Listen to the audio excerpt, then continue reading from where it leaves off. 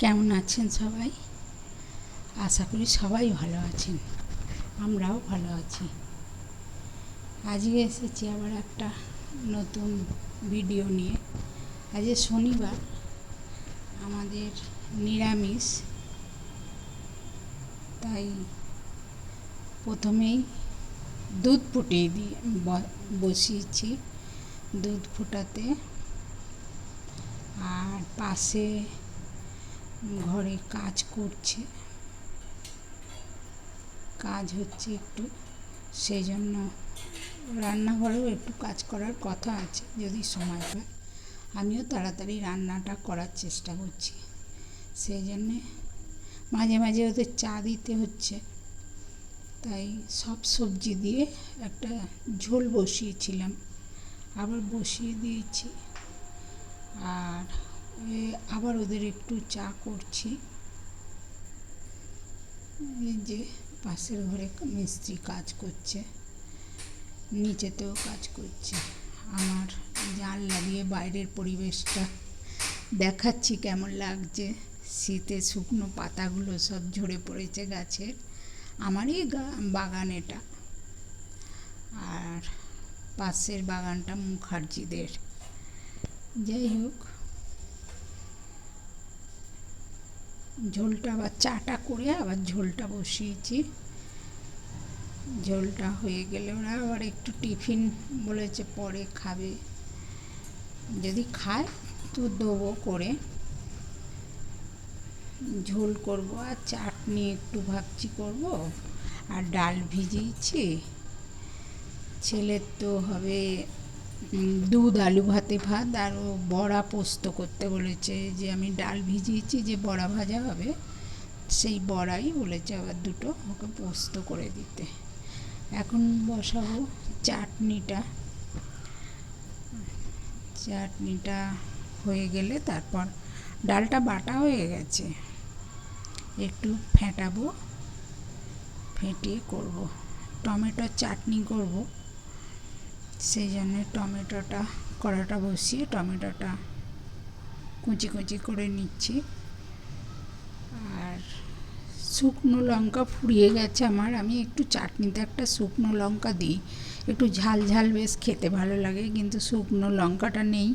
সে ভেবনো ফুটে যাচ্ছিল বলে আর শুকনো লঙ্কাটা মাঝখানটায় বন্ধ করেছিলাম। এবছর তো প্রচুর বৃষ্টি, আর বর্ষাকালে একটু ভেবনো ফুটে যায়, তবু অল্প অল্প আনাচ্ছিলাম। যাই হোক, নেই আর কি করা যাবে, যেটা আছে সেটা দিয়েই করতে হবে। কাঁচা লঙ্কা আর একটু 5 ফোড়ন দিলাম। টমেটোর চাটনিতে সর্ষে ফোড়ন দিই না, তাই 5 ফোড়ন দিলাম। কালো জিরেটা একটু বেশি করে দিয়ে বসালাম, একটু ভেজে নেব। নিয়ে এই টমেটোর চাটনির একটা গল্প আছে। আমার শাশুড়ি তেল দিয়ে ফোড়ন দিয়ে আবার টমেটোর চাটনি খেত না, জল দিয়ে। ওটাও খেতে ভালো হতো, আমরা ভাবতাম বোধহয় কাঁচা গন্ধ ছাড়বে, তা না, ওটাও সুন্দর খেতে হতো।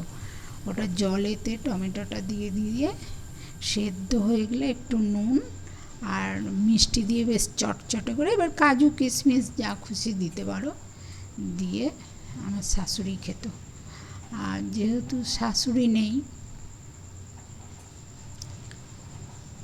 উনি মারা গেছেন 22 সালে, তা এখন আমরা এইভাবে করি। চাটনিটা নামিয়ে রাখলাম, ওরা একটু ওই ডালের বড়াই বললো দুটো ভেজে দিতে, দিয়ে মুড়ি টিফিন করবে, তো ওটা বসিয়েছি। এই যে কাজটা হয়েই গেছে মোটামুটি। যাই হোক, আবার চাটনিটা বসাবো। তো চাটনিতে বাতাসা আর অনেক বাতাসা ছিল, বাতাসা দিয়েই করব। আর খেজুর নেই, খেজুর থাকলে আমি একটু খেজুরও দিই, ভালো লাগে খেতে। সেই জন্য কাজু কিশমিশ দিয়ে ড্রাই ফ্রুট থেকেই নিয়ে নিয়েছি আর কি, ড্রাই ফ্রুটটা থাকে তো। দিয়ে চাটনি একটু করে নিলাম, কারণ ঝোল দিয়ে একটু চাটনি চাকনা দিয়ে তবু খাওয়া হয়ে যাবে, নাহলে ঝোল দিয়ে ভাত খেতে খুব একটা ভালোও লাগে না। সেই জন্য চাটনি একটু করে নিলাম। আর এবার বাকি ডালের বড়াগুলোকে ভাজবো।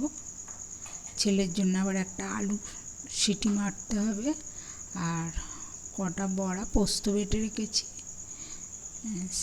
পোস্তটা অবশ্য কালকের ছিল, কাঁকড়া এনেছিল, মাছ আনেনি, সেই পোস্তটাই বাটি সমেত ফ্রিজে রেখে দিয়েছিলাম, সেটা ভেজানো আছে। সেই পোস্তটা বেটে আর ওই ডালের বড়া ভেজে কটা ভাজা রাখবো, আর বাকি করব, পোস্ত দিয়ে করে নেব, খাওয়াও হয়ে যাবে। আর ও যেহেতু দুধ ভাত খায় শনিবারটা, ছেলে শনি রবিবার বাড়িতে থাকে, ছুটি থাকে শনি রবিবার, সেই জন্য